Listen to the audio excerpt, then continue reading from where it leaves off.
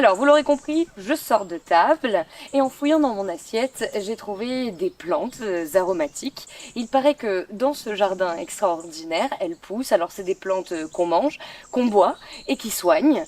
Donc, je vous propose de me suivre sur le sentier de l'abondance.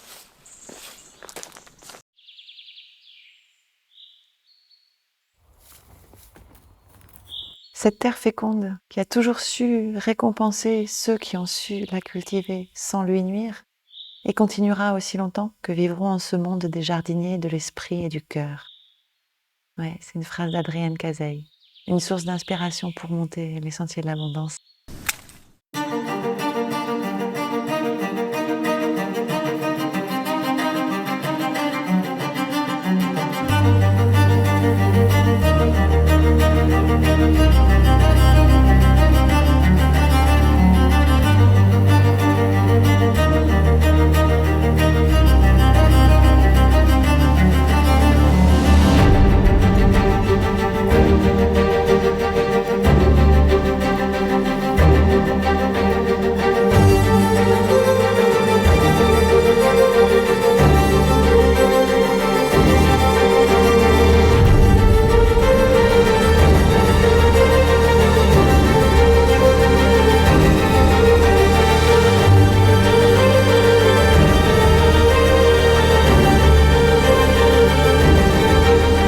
Ouh, il y a quelqu'un?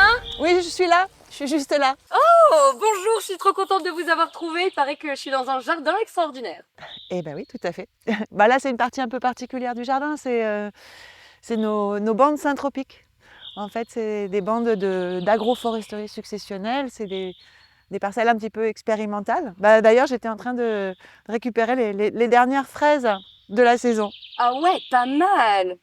Allez, hein, j'ai mangé, mais Une petite Ça- fraise. ça fait mon petit dessert.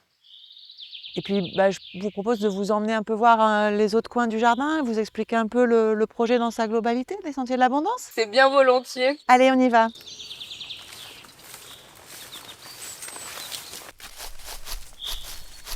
Eh ben, dis donc, vos jardins sont magnifiques, mais la bâtisse, c'est assez incroyable aussi, hein. Et c'est une très vieille dame. Elle a 500 ans, quand même.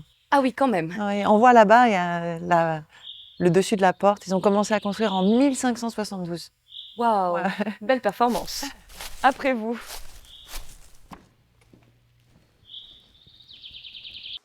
Alors, c'est donc ici que vous exposez tous vos produits.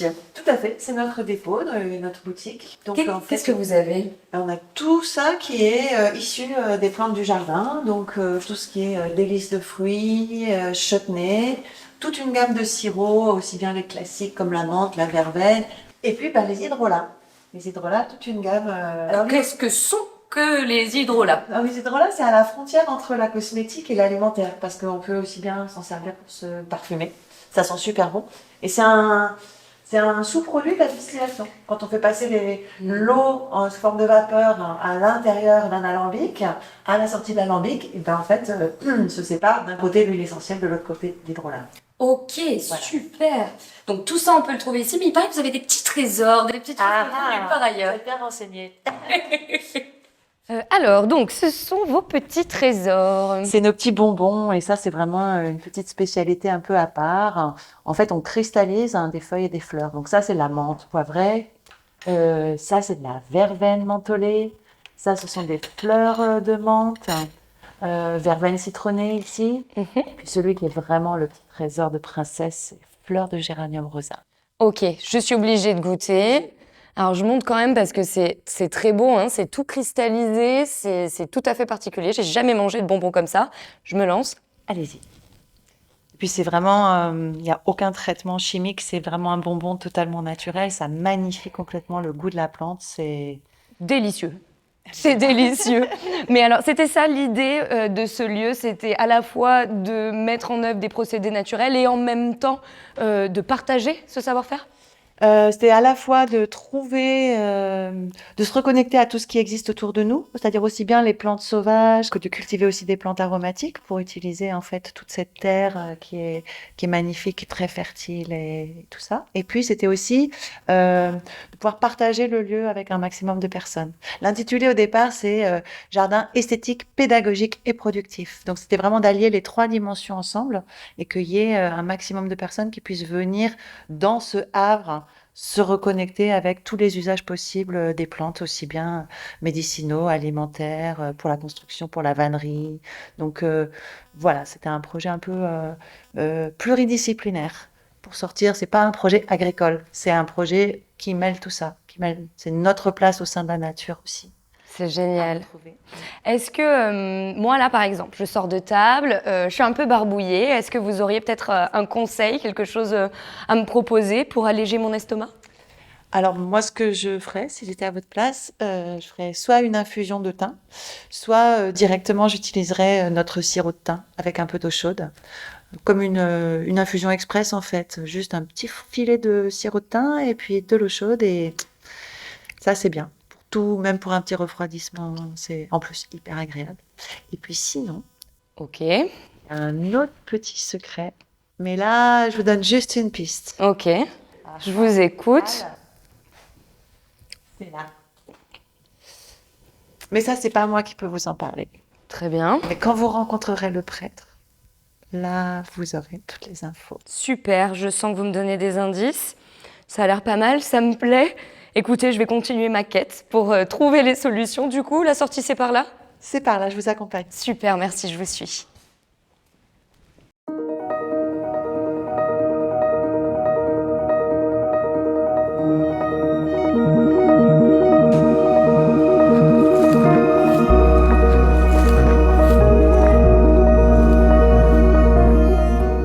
Bon, alors moi, j'ai qu'un seul indice, hein, c'est cette bouteille. Mais c'est noir, il y a même pas de thym. Je suis censée trouver un prêtre en plus, moi. Hein. Un prêtre, au milieu des arbres calcinés. Quelle idée! Bonjour, c'est peut-être moi que vous cherchez? Ah oui, je crois bien. Bonjour, je suis Sergent Charles, David Frigolet. Enchantée, Julia. Alors, bienvenue. Qu'est-ce qui s'est passé ici? Pourquoi c'est tout noir? Eh bien, nous avons eu un incendie le 14 juillet, qui a été déclenché par un train, et qui a donc encerclé l'abbatiale. Il y a eu pratiquement 1200 pompiers pendant plusieurs jours à travailler, jour et nuit, et puis des canadaires, et puis aussi, pour nous, la Providence. Forcément. Est-ce que vous me racontez tous les secrets de l'abbaye de Frigolet? Bien sûr, venez. Super.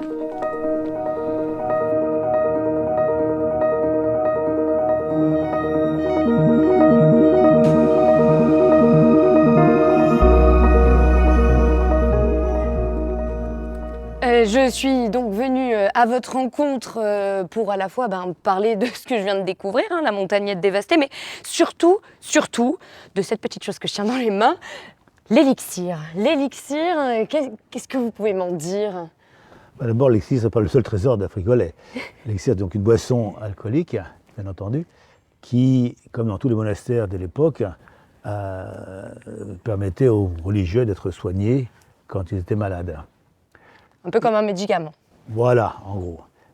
Mais il y a une part légendaire quand même de cet élixir. Une part légendaire, donc, est due à Alphonse Daudet, qui a écrit la lettre de Montmoulin, dans laquelle se trouve cette lettre, qui est l'élixir du Père Gaucher.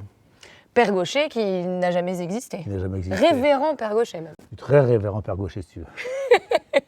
mais alors, il y a donc cette part légendaire écrite par Alphonse Daudet qui a été amenée ici par Frédéric Mistral. Puisque Frédéric Mistral a été élève ici pendant 2 ans, oui. Mais il y a la vraie partie, la réalité de cet élixir qui est encore commercialisé aujourd'hui. Qui est encore commercialisé. Donc, il est fabriqué par le distillateur de Château Renard, qui est donc qui a la fabrication, la licence. Alors, de quoi et comment est fabriqué cet alcool? Cet alcool est fabriqué à partir d'alcool, de son nom.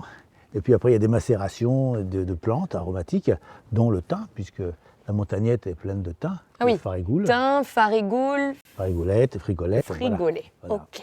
Et maintenant, le nom, c'est Frigolette, puisque l'alcool, on l'appelle comme ça ici.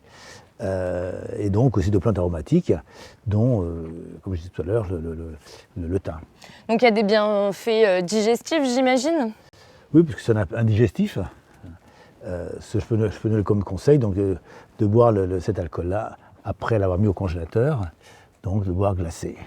Et ça ne gèle pas, contrairement à ce que j'en pense. Ouais, comme le Génépi. Mais vous dites aussi qu'il faut mettre aussi les verres, les contenants. On peut mettre les petits verres à alcool, oui, dans le congélateur, de façon à ce que le verre soit glacé. Alors maintenant que j'ai compris la recette de cet élixir du Père Gaucher, vous pourriez peut-être m'amener à l'endroit où vous faites vos offices? Dans la basilique, oui, très bien. Thym, basilic, on est dans le thème.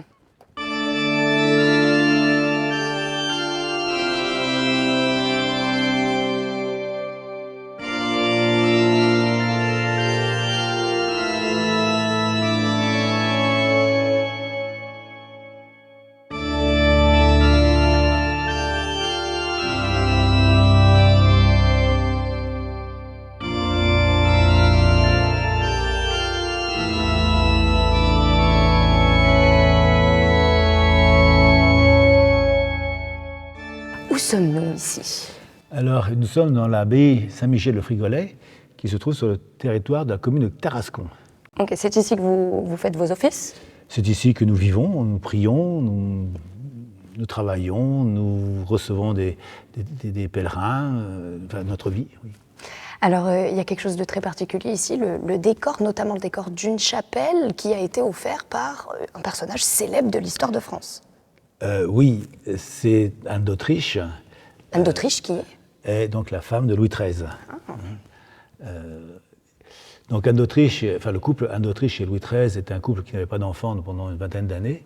Et quand on est femme, c'est difficile à vivre, et surtout quand on est reine de France, parce que tout le royaume attend l'héritier.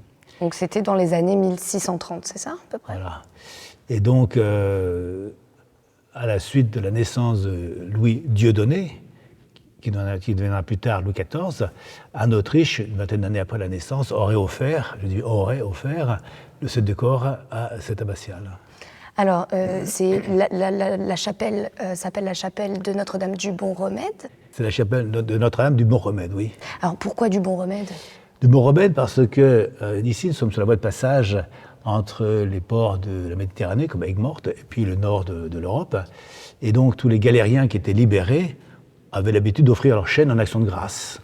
Et un des premiers sanctuaires sur la route, c'était Frigolet. Mais on est passé de Notre-Dame du Redimere, du rachat, donc en latin, Redimere, à Notre-Dame du Bon Remède, à cause du fait de le changement de langue. Alors du coup, c'était un moyen de racheter nos péchés, de faire ces offrandes. C'était un moyen aussi pour les fidèles qui n'étaient pas galériens d'offrir de demander pardon et d'offrir une action de grâce. Donc Anne d'Autriche aurait offert les décors somptueux de cette chapelle après avoir enfanté. Après, oui. En guise de merci. Elle, pour le coup, c'était pas pour racheter ses péchés. Non, c'est une action de grâce. Une action de grâce. Mais ce qu'il faut savoir, c'est qu'il y avait beaucoup de galériens. On oublie toujours que Saint Vincent de Paul était galérien. Il était galérien pendant 2 ans, donc vraisemblablement, il serait passé par ici. Mais alors, Anne d'Autriche, elle ne serait pas vraiment venue ici, en fait? Non. On n'a pas de témoignage direct, puisque une reine de France ou un roi de France se déplace, il y a toujours un écrit. Là, on sait qu'elle est passée à Tarascon, qu'elle est passée dans divers endroits de la région, mais on n'a rien sur Frigolet. Alors, au-delà des décors somptueux de cette chapelle, le reste est tout à fait magnifique. Est-ce qu'on sait quand est-ce qu'a été construite cette abbaye? Alors, l'abbaye, c'est compliqué, parce que ce n'est pas une structure toute simple, c'est un ensemble de bâtiments. Il y a une partie romane, donc Moyen-Âge, après une partie du XVIIe, et puis cette partie dans laquelle nous sommes, c'est partie XIXe. Et cette église, qui est devenue une basilique, a été construite en 4 ans. 1866, 1863, 1866. Alors, les décors sont somptueux, j'imagine que ça doit être compliqué à maintenir. Alors oui, c'est compliqué, et surtout quand il faut commencer par la toiture, puisque la toiture est quand même importante. Depuis 1 an, nous avons commencé, après le Covid, donc, ces travaux de restauration de la toiture, qui donc de la nef principale, puis maintenant nous en sommes arrivés aux flèches, et on espère pouvoir terminer sur la façade après. J'imagine que tout ça a un coût. Oui, parce qu'on était à 1,1 million d'euros. Ah oui, quand même. Et comment on fait, du coup, pour récolter tout cet argent? Est-ce qu'on peut vous aider, peut-être? Ah ben oui, déjà, on a demandé des subventions à la DRAC, donc la Direction régionale des affaires culturelles, qui nous a accordé. Pareil pour le département, pareil pour la mairie de Tarascon, qu'on remercie vraiment. Et puis, il y a des dons privés qui arrivent petit à petit. Est-ce qu'il y a d'autres secrets ici qui se cachent? Non, il n'y a aucun autre secret qui se cache, ou plutôt qui se cache dans le secret des cœurs, puisque le seul secret qui existe, c'est le secret de la confession. Mais il paraît que vous êtes obligé de les oublier vite. Ça me paraît, c'est on oublie. Merci, mon père. Voilà, maintenant vous savez beaucoup de choses de Frigolet. Oui, ben, je connais tous ces petits secrets, toutes ces choses qu'on ne sait pas forcément. Oui. Et puis, vous savez quoi, vous m'avez mentionné tout à l'heure Alphonse Daudet. Oui. Alors, ça me donne envie de faire une petite incursion dans la littérature provençale. Alors, il faut la Graveson. À Graveson, je trouverai mon bonheur. Oui, tout. Alors, Ah, c'est oui. par quel côté? C'est par là. Il faut descendre maintenant. Super, merci Voilà. beaucoup encore, mon père. Bonne continuation dans vos recherches. À vous aussi, et dans le gardien, vous êtes un peu le gardien de ce lieu. Et merci de m'avoir transmis tout ça, toutes ces informations et tous ces secrets. Bonne journée. À vous aussi. Maintenant que ma quête est bénie, direction Graveson.